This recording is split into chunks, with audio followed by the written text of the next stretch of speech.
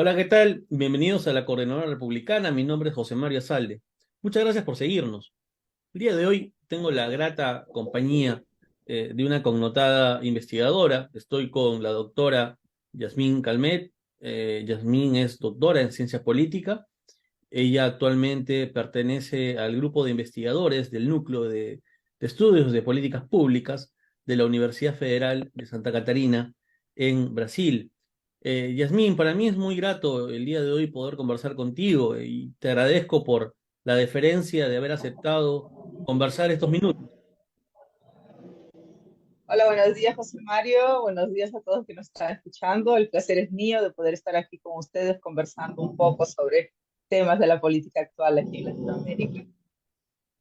El posicionamiento, como conversábamos al inicio antes de empezar la entrevista, el posicionamiento que está teniendo en este momento el presidente Lula, esta visita, este encuentro que se ha realizado con distintos chinos, eh, marca un nuevo rol de Lula en cuanto a la política latinoamericana. eh, y sobre todo, Lula volvería a ser la cabeza visible de este grupo, digamos, de- de gobiernos, ¿no? De centro izquierda, de izquierda, ¿no? Eh, que pueda competir el liderazgo provisionalmente y de manera muy precaria lo tendría el señor López Obrador. Lula intentaría recobrar este liderazgo o es más bien una cuestión que tiene que ver directamente con los intereses de Brasil. ¿Cómo lo ves tú? Y sobre todo por tu experiencia de realizar investigaciones en Brasil sobre temas vinculados a política. Sí, bueno, es interesante lo que estás preguntando, José Mario, porque nosotros siempre vemos dentro de esta perspectiva de competir, ¿no? Y a veces uno piensa, ¿no?, que puede haber una competencia entre López Obrador y Lula, ¿no?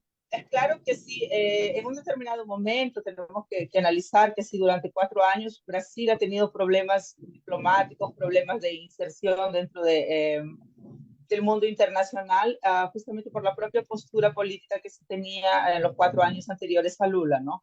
Una vez que Lula entra a Brasil, al poder otra vez, ¿no? Esto lleva a pensar no solamente en un ámbito de competencia, sino en un ámbito también de coordinación, de cooperación, ¿no? Entonces lo que vamos a ver es que muchos países, al ver el retorno de Lula, ven un retorno entonces de una política exterior mucho más amigable, mucho más accesible, mucho más pautado para el diálogo. Entonces es sumamente necesario porque es justamente lo que Lula viene, la propuesta que Lula trae, es más un mensaje o digamos así, más una idea, entonces una política de la buena diplomacia y de la cooperación internacional, ¿no? Pero también tenemos que ver que el hecho de que Lula haya venido y esté en el poder, entonces es torna estratégico también porque por el fortalecimiento de nuevos mercados comerciales. Y esto, por ejemplo, para México es importante, es sumamente importante. Entonces,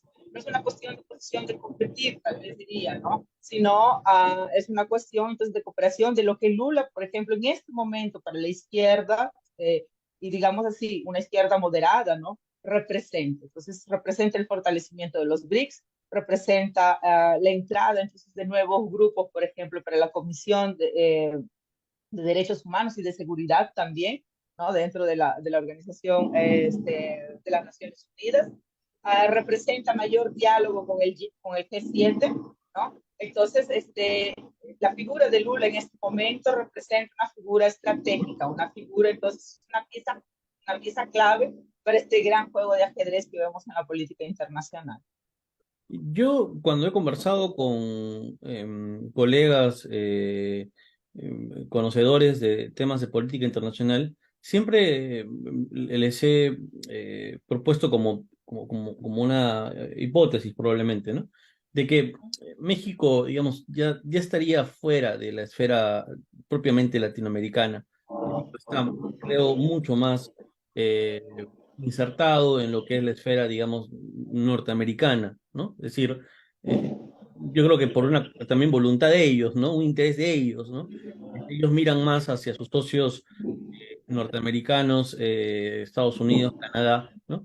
Y no sé qué tanto América Latina. Entonces, ese creo que es un factor interesante. Y por el lado de Brasil, esto que tú sostienes, sería interesante que se plasme en un correlato de un cambio en la política diplomática de Brasil, que sea distinta a lo que fue la política de las constructoras, ¿no? La política que en un momento muchos consideraron que era una suerte de política, digamos, hegemónica o imperialista regional de Brasil con respecto a sus vecinos, ¿no? Ok.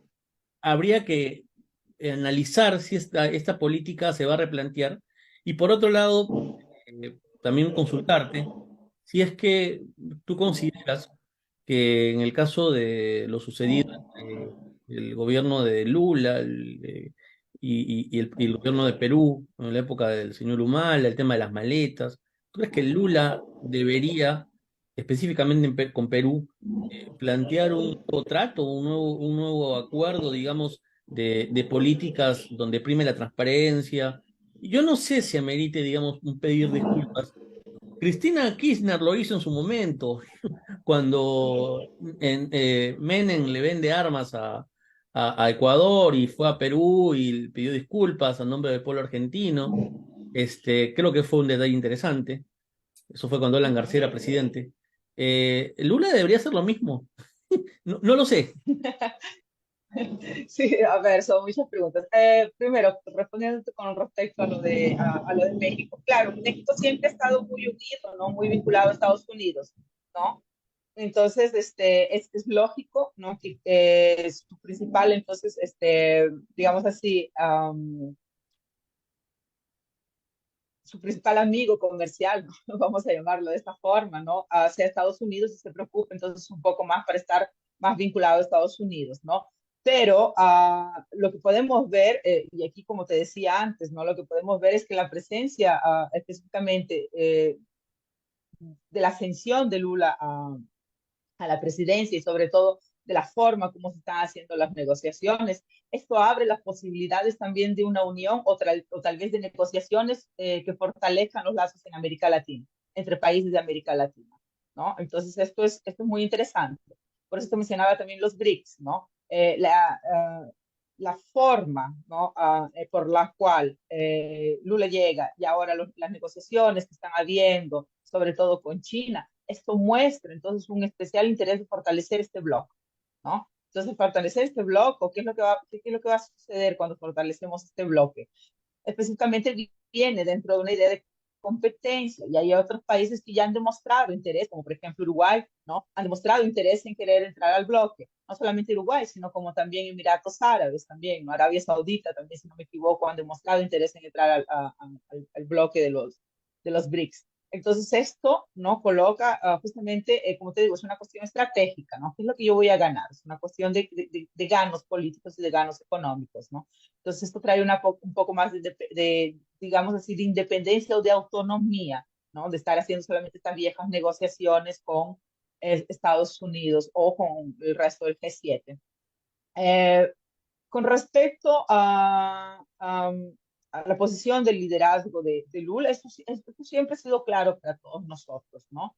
Bueno, por lo menos yo tengo esta percepción, ¿no? Lula siempre ha tenido este papel de protagonismo dentro de la política internacional y sobre todo dentro de la política latinoamericana y sobre todo sudamericana, ¿no? Muy fuerte, ¿no? La idea entonces de formar bloques fuertes. Y esto lo hemos visto, por ejemplo, en CELAC, ¿no? Cuando hubo un poco de desarticulación, pero ahora, por ejemplo, con el retorno de Lula, hemos visto que se han vuelto a reunir, ha habido más debates. Es claro que con ciertos rasgos incómodos, ¿no? Por algunas cuestiones, sobre todo de lo que va a pasar, de lo que está pasando en América Latina, esta corriente autoritaria que está llegando en América Latina, sea tanto de derecha como de izquierda, porque tenemos que reconocer que de ambos lados existe esta posibilidad de autoritarismo, ¿no? Las formas de organización, la cuestión, por ejemplo, que tú tocas, ¿no? De los derechos humanos, ¿no? de esta penalización que también se está haciendo hacia los movimientos sociales y de cómo entonces se ha tocado estas cuestiones, sobre todo cuando se toca en el ámbito de Perú, ¿no? Porque hubo críticas muy fuertes, ¿no? Para las protestas que hubieron aquí en Perú y la forma como el Estado peruano entonces ha intentado resolver el problema, ¿no? Y bueno, y tú mencionas un poco sobre lo de Salvador, ¿no? Um, ya que hablamos de los derechos humanos. En realidad, mira, aquí la situación de los derechos humanos es polémica en cualquier parte del mundo, pero sobre todo es muy fuerte en América Latina, ¿no? Porque se entiende y hay una idea, hay un senso común de que los derechos humanos son para defender derechos de criminales, ¿no? Entonces ya empezamos por ahí, ¿no? Entonces, no hay, yo diría, si no hay un conocimiento pleno sobre la idea de derechos humanos, ¿no? Eh, por parte, diría, de la gran población y sobre todo de los grupos entonces conservadores que utilizan esa bandera para poder entonces negar los derechos humanos. Es claro, tú dices, bueno, los presos tienen derechos, claro, los presos son humanos, ¿no? Entonces, el derecho humano es para humanos, es para cualquier humano. Pero ¿por qué la gente entonces no entiende así? Solamente tanto para que nuestros interlocutores no nos puedan entender. Pero ¿por qué la gente entiende diferente? Una vez, por ejemplo, tú pierdes digamos así, tu condición de ciudadanía una vez que tú eres preso, ¿no? La gente entiende que tú pierdes una condición de ciudadanía y automáticamente tú pierdes tu humanidad. Entonces, nosotros como sociedad despojamos de esa humanidad, entonces entendemos que estas personas que han cometido algún tipo de crimen no tienen derechos, ningún tipo de derecho, ni civil, ni político, ni social, y estos son derechos humanos. Los derechos civiles, los derechos sociales, los derechos políticos hacen parte de los derechos humanos. Entonces, lo mínimo de dignidad es necesario. Pero los países, en este caso, por ejemplo, el caso de Salvador, en un caso que, por ejemplo, teníamos una exacerbada violencia, ¿no? Y grupos violentos, y la forma, entonces, como el presidente en ese sentido viene y lucha, lo que, digamos así, no soy yo que piensa de esta forma, pero les estoy intentando más o menos hacer entender cómo lo que piensa el presidente, cómo lo que piensa la mayoría de la Claro, población. Es una cuestión de la seguridad. percepción, ¿no? La percepción, digamos, Claro, sí. de cómo se interviene, ¿no? Pero claro, yo en ese sentido también comparto lo que tú quieres, digamos, dar a entender, y que es la imagen de un gobierno que reacciona frente a un problema real y un problema grave, que es el tema de las maras. El problema es eh, los que hemos visto, estos videos que hemos visto, donde se llevan a los presos como animales, donde se los ponen en cárceles especiales, ¿no? Este paradigma, digamos, del punitivismo, ¿no? De la mano dura, ¿no? ¿Es realmente la solución? Porque los datos que yo al menos tengo con respecto a lo que viene ocurriendo en El Salvador, es que, y es evidente, ¿no? Acá se mete, en El Salvador se mete presos a muchas personas, primero por temas vinculados a estereotipos, ¿no? Los tatuajes, ¿no? Digamos, el proceso de criminalización primaria, ¿no? Está, digamos, contaminado por esta idea de que por rasgos, ¿no? Uno ya pertenecería a estas organizaciones, pero lo más grave no es eso, lo más grave es que muchas de estas personas o sea, no tienen ni siquiera procesos abiertos, o si los tienen, todavía no tienen sentencias. Entonces, Sí. y se están llenando las cárceles. Entonces, Ajá. el modelo Bukele, creo yo, no es sostenible, ¿no? Sí. Claro, nosotros lo vemos como no sostenible, pero lo que te estoy diciendo, y por eso inicié diciéndoles, mira, es una cuestión de humanidad, es una cuestión de percepción de cómo vamos a ver a estas personas, ¿no? Entonces, se ha llegado a un punto de una banalización, digamos así, del despojo de la humanidad de estas personas, ¿no? Entonces, y aquí existe una cosa que te iba a decir bueno, terminamos, tú inicias a preguntarme, ¿no? Y terminé no diciéndolo, pero es así, aquí lo que vamos a ver es una cuestión de que el Estado se pronuncie, no solamente de que el Estado puede hacerlo, sino de que el Estado puede garantizar algo que es su papel. ¿Y cuál es el papel del Estado? Es fornecer seguridad a sus ciudadanos. ¿no? Entonces, dentro de este punto de vista, dentro del ámbito de la seguridad, dentro del ámbito, digamos así, del discurso de la seguridad, para el pueblo salvadoreño está dando cierto, o sea, está funcionando. Ellos no lo entienden, o digamos así, la grande mayoría que sufría entonces con la violencia no lo entienden como una forma que en cualquier momento, por ejemplo, puede revertirse contra ellos. Entiende de que el Estado está haciendo lo necesario para mantener su seguridad. Entonces, en nombre de la seguridad, de aquí que viene, en nombre de la seguridad, los estados muchas veces toman posiciones autoritarias, ¿no?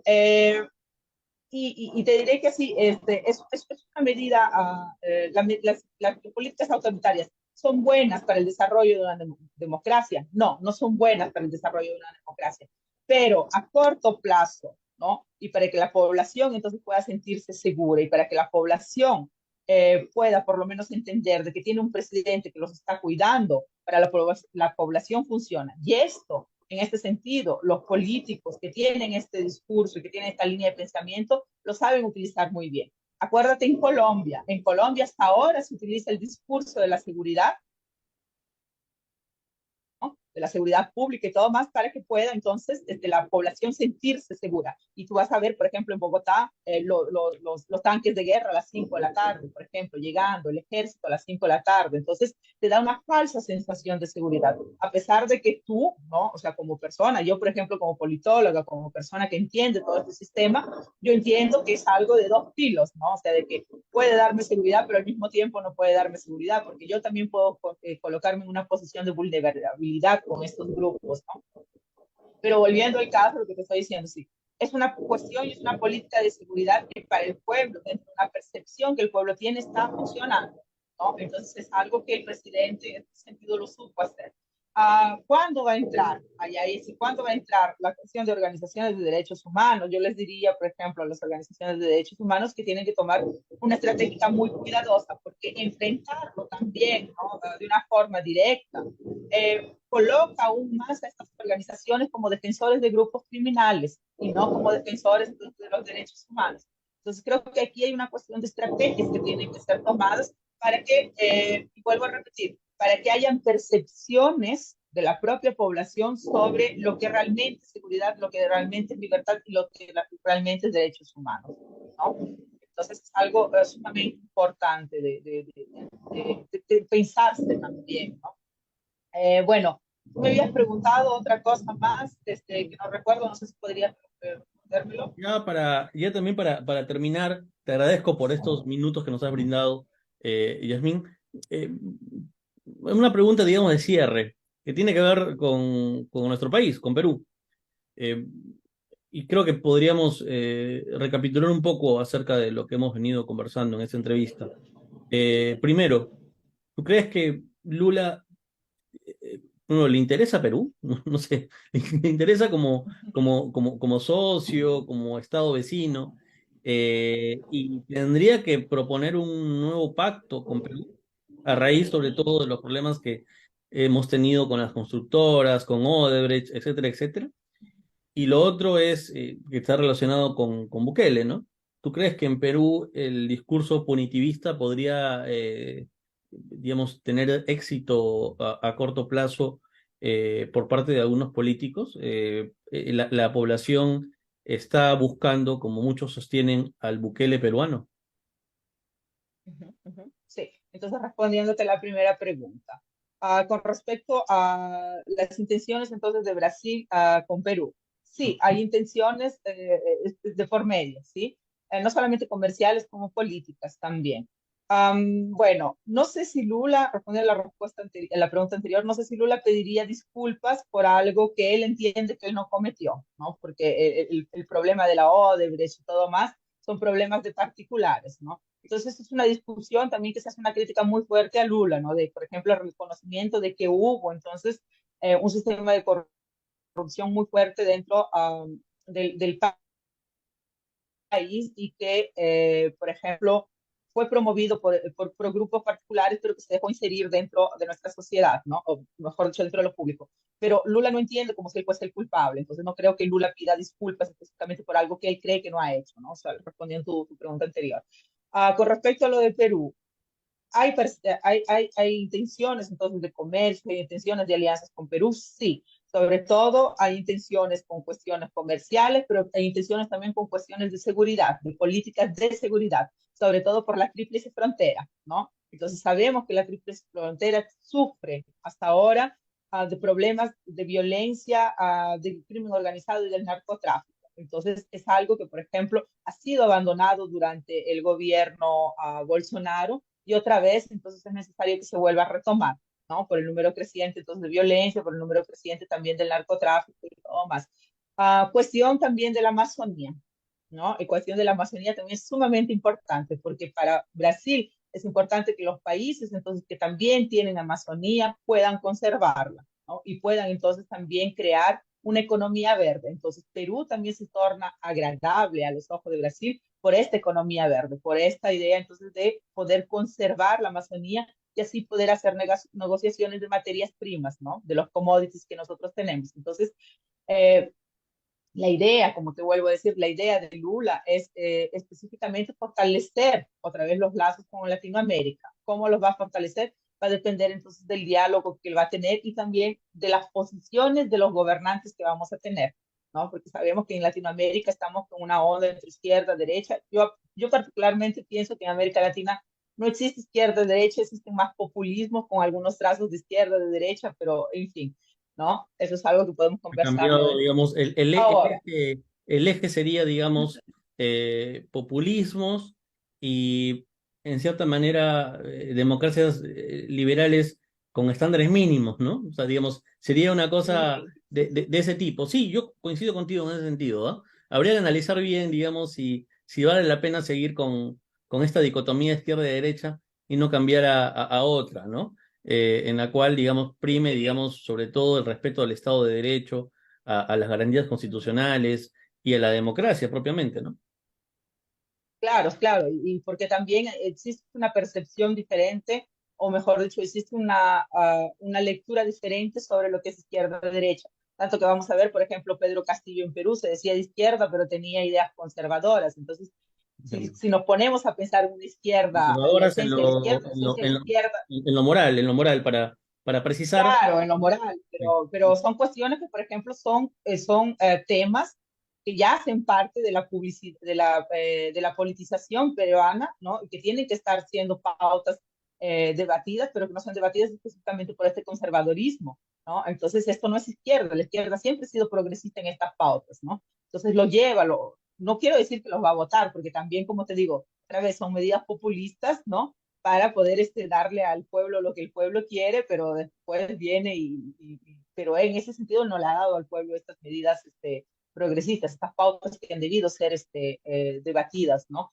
Pero en fin, ahora, la cuestión de Perú, yo tengo una lectura, digamos así, hay gente que, bueno, no puede compartirla, ¿no? En fin, cada politólogo tiene su propia perspectiva, pero yo tengo una lectura sobre Perú, de que nosotros somos un país autoritario por naturaleza, ¿no? Somos un país extremadamente violento, somos ciudadanos violentos, ¿no? Eso se ve en la forma como, por ejemplo, nos manifestamos, en la forma del tratamiento también con los otros, ¿no? Violento, Entonces, violento. no, solo un momentito, antes Sí. para decir.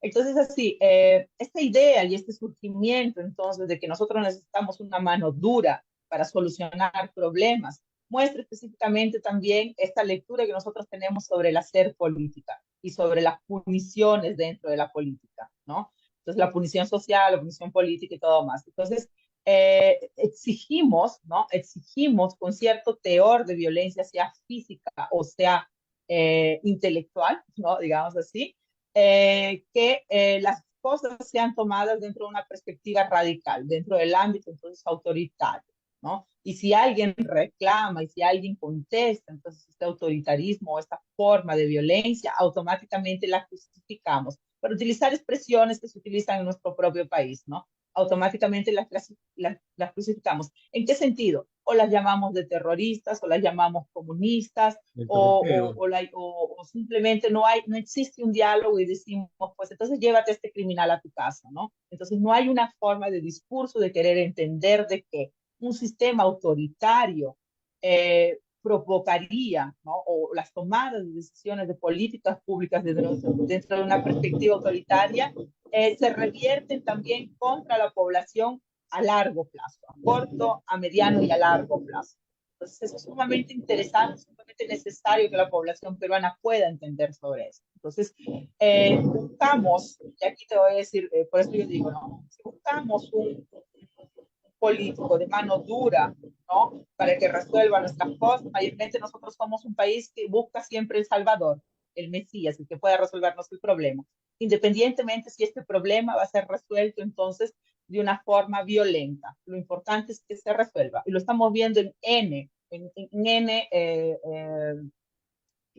fenómenos que están sucediendo aquí en el Perú, como por ejemplo el caso de los venezolanos, ¿no? Vemos también cómo la población se coloca con respecto al caso de los venezolanos, que los expulsen, que los metan a la cárcel, que los maten, que para qué derechos humanos. Entonces esto muestra precisamente, ¿no? Una población autoritaria, una población violenta, una población que no está, me da pena decirlo porque yo también soy peruana, entonces, o sea, ¿no? Me gustaría que nuestra sociedad pudiese tener un poco más de ciudadanía crítica, ¿no? Una cultura política más del diálogo, ¿no? Pero infelizmente no lo somos.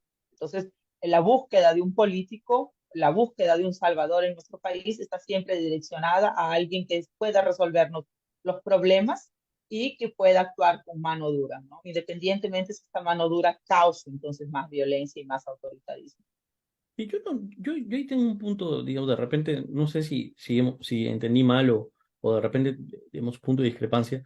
Yo no sé si somos una sociedad, eh, o sea, violenta a niveles, no sé, de Sinaloa, violenta a niveles, no sé, de Rosario, ¿no? La Chicago, Argentina, ¿no? No lo sé. Creo que sí somos violentos, pero más que violentos, hay un proceso de achoramiento, ¿no? En Perú, o sea, de indignación, digamos, ¿no? Y eso hace que la gente ande encrispada, ¿no? Pero yo, honestamente, no sé, no creo que seamos una sociedad estrictos en su violenta, ¿no? Excepto algunos fenómenos bastante extraños, como lo que pasó en la época del senderismo, en la época, digamos, de estos grupos, digamos, fanatizados, ¿no? Que querían destruir la sociedad peruana, ¿no? El Estado peruano, mejor dicho. Entonces, ahí yo no sé, desde un punto de vista comparativo, sí, somos una sociedad violenta, claramente, pero no sé si somos una sociedad altamente violenta, ¿no? Eh, por otro lado, creo que lo que se está haciendo es eh, proyectar que esa violencia proviene de extranjeros, ¿no? O sea, son los extranjeros los que están, digamos, trayendo la criminalidad organizada, sicariato, extorsiones y concretamente la población venezolana, ¿no? Y eso creo que tiene que determinarse más que con prejuicios, con cifras, ¿no? Y deberían mostrar en todo caso la Policía Nacional, el Ministerio Público, o sea, realmente si existen bandas criminales venezolanas, se están operando y hacer una medición, ¿no? O sea, del número de delitos cometidos durante el año, tantos pertenecen a ciudadanos venezolanos y tantos a peruanos. O sea, hablarnos, digamos, no con el prejuicio, sino con evidencia empírica, creo, ¿no? Eh, y Pero estas cifras existen, ¿eh, José Mario? Estas cifras existen. El problema es que, por ejemplo, se crean políticas aún así de seguridad porque se ha proyectado específicamente la idea del extranjero, del outsider, ¿no? De que el venezolano representa. No solamente por ser el de afuera y el que se piensa que nos va a quitar el trabajo, ¿no? Pero también por la propia categorización que nosotros le damos al venezolano, ¿no? Es un grupo o son grupos de personas que vienen de un país comunista y el comunismo para nosotros representa peligro, ¿no? Entonces, también tiene mucho eso, ¿no? De la idea de que el cuando, comunista es violento, de que el comunista es extremista, de que el comunista es peligroso. Entonces, sí tiene factores, ¿no, José Mario? Pero aquí respondiendo un poco antes de que se me vaya la idea, ¿no? sí, Cuando me refiero a violento, no me refiero de que salgamos todos los días a la calle y estar golpeando, sí. cometiendo algún acto de vandalismo o criminal, pero me refiero a violento en nuestras formas de pensar, en nuestras acepciones políticas.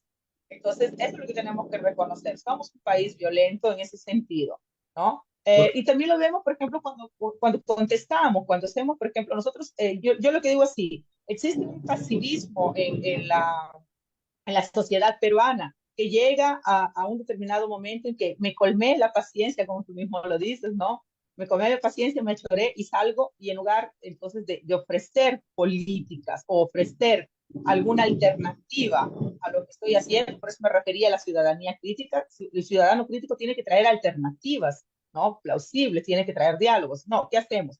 Salimos y ya estamos tan cansados, estamos tan, ¿no? De todo lo que está pasando, entonces salimos y destruimos, salimos y golpeamos, salimos y... Entonces, ese es un tipo de violencia. Pero en el día a día, en el cotidiano, también expresamos y exprimimos acciones violentas que no solamente se representan una cuestión de actitudes físicas, sino también psicológicas, ¿no? Entonces, el hecho de la constante coerción, el hecho, por ejemplo, y aquí yo te puedo enumerar N factores, por ejemplo, la coerción en la educación, por ejemplo, del no poder pensar, ¿no? Del no poder hablar o a veces de no poder rebatir alguna idea del profesor para poder establecer un debate. Eso ya es propio de una sociedad violenta, ¿no? Entonces, a eso me refiero con violencia. Entonces, tenemos que entender que la violencia no es solamente física, la violencia es estructural, es Digamos, sistemática, ¿no? la microviolencia, por así decirlo, usando términos Foucaultianos. Claro, entonces pensemos en Foucault, exactamente, ¿no? Porque, bueno, mi especialidad es mucho más este ámbito de la violencia, ¿no? Del comportamiento político a través de la violencia. Entonces, la violencia no es solamente visible, ¿no? La violencia es sistemática, la violencia también se siente, ¿no? Pero no necesariamente la tienes que ver.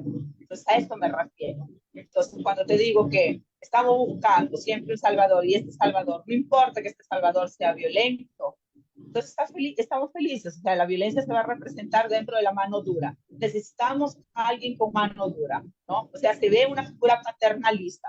¿Qué es lo que nos dice en nuestra sociedad, no? Bueno, espero que ahora no se diga mucho eso, ¿no? Pero me acuerdo que en la época que yo era adolescente, que yo era niña, me acuerdo mucho que escuchaba estos discursos, ¿no? Mis papás me pegan porque me quieren. Entonces, esta proyección la traemos a la política.